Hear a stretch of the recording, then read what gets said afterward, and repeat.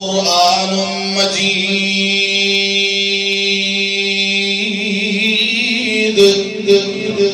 رب کائنات نے قرآن کریم کی عظمتوں کو بیان کرتے ہوئے یہ اعلان فرمایا، دنیا والو میں نے قرآن کو قرآن مجید بنایا ہے۔ کیا معنی ہے قرآن مجید کا؟ لوگوں، قرآن کا معنی ہے بار بار پڑھی جانے والی کتاب، اور اللہ کی قسم قرآن وہ عظمت والی کتاب ہے، قرآن وہ لذت والی کتاب ہے، قرآن وہ مٹھاس والی کتاب ہے۔ پوری کائنات کے اندر جتنا زیادہ قرآن کریم کو پڑھا جاتا ہے دنیا کی کسی اور کتاب کو نہیں پڑھا جاتا۔ ذرا دیکھیے تو صحیح نا، یہ معصوم بچے جامعۃ الحسنین کے اندر رات کی تاریکیوں میں اٹھتے ہیں، صبح آپ لوگ سو رہے ہوتے ہیں، یہ مدرسے میں بیٹھ کر اللہ کے قرآن کی تلاوت شروع کر دیتے ہیں، اور یہ قرآن کریم کی تلاوت دوپہر تک چلتی ہے۔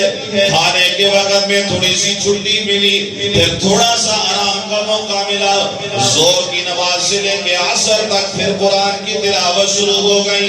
عصر کے بعد تھوڑا سا کھیلنے کا موقع ملا، مغرب کے بعد سے لے کر رات گئے تک آپ سو گئے، یا دنیا والوں کے بچے موبائل میں مصروف ہو گئے، ٹی وی پہ مصروف ہو گئے، لیکن یہ خوش نصیب فرشتہ نما بچے یہاں بیٹھ کر اللہ کے قرآن کی تلاوت میں مصروف ہیں۔ یہ قرآن کا اعجاز ہے، قرآن کی شان ہے دوستو۔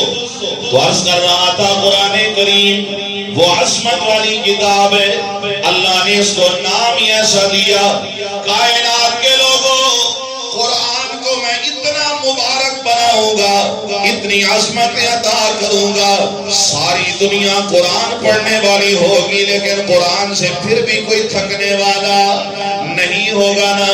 آپ ہر روز نماز کے اندر کتنی مرتبہ سورہ فاتحہ پڑھتے ہیں؟ ہر نماز کے اندر سورہ فاتحہ کو پڑھا جا رہا ہے، بسم اللہ الرحمن الرحیم، الحمدللہ رب العالمین، الرحمن الرحیم، مالک یوم الدین، ایاک نعبد و ایاک نستعین، اہدنا الصراط المستقیم، صراط الذین انعمت علیہم غیر المغضوب علیہم ولا الضالین۔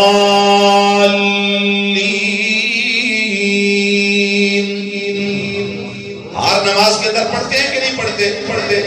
پڑھتے ہیں، وہ بول پڑھے جو نہیں پڑھتے، اللہ ان کو پڑھنے کی توفیق عطا فرمائے۔ سورہ فاتحہ پڑھتے ہیں کہ نہیں پڑھتے بھائی؟